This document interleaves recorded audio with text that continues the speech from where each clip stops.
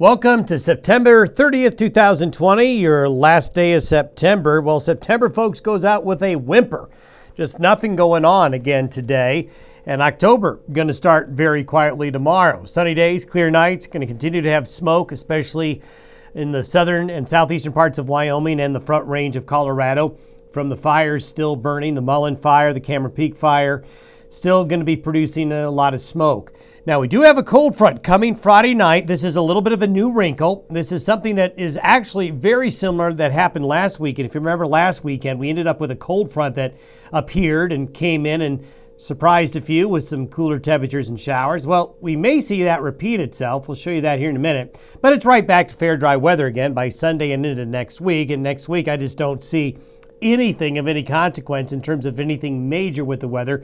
So October will be off to a pretty quiet start. This is where we are today. You can see we've got a big ridge of high pressure in Western Canada, really strong ridge along the west coast here. And that's going to continue to keep it hot and dry there, while it is rather cool in the Great Lakes, the upper Midwest. The eastern side of the country is experiencing some fall weather. The western side of the United States is experiencing very warm weather.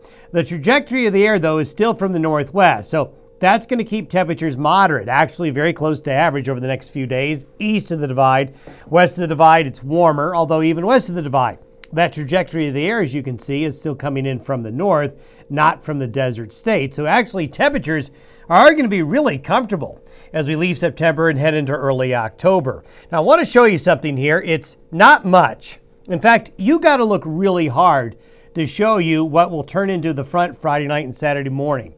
You see this little kink right here in that orange color there. There's a little bit of an upper level wave caught up in the jet stream that's right here, and the upper level winds are going to push it south. One thing that happens with our weather is that when you bring upper level weather systems from a high latitude to a lower latitude, they intensify. Now, we can talk about the Coriolis effect. As you go in higher in latitudes and you change latitudes, what happens is this area of the atmosphere where that little system is spinning. It's spinning counterclockwise. As it goes further south, it gains more spin as it changes latitude. So, a little bit of basic meteorology. When you bring air masses from a higher latitude to a lower latitude quickly, they spin up.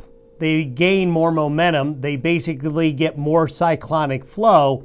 So you can have what looks to be a very innocuous little system move south quickly and turn into something that's a little stronger.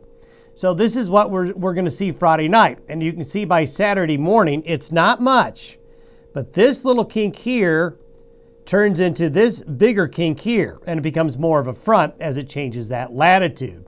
And the end result is all of a sudden now we're actually seeing a chance for some showers. Now this is really nothing exciting, but it's more than we've seen in a while, and this is very similar to what happened just a week ago this past weekend. So we're hoping that we do get some showers here. It's even showing some showers, light showers, but showers over the Mullen Fire and the Cameron Peak Fire in northern Colorado. So it's brief, it's light, but hey, it's better than what we have now.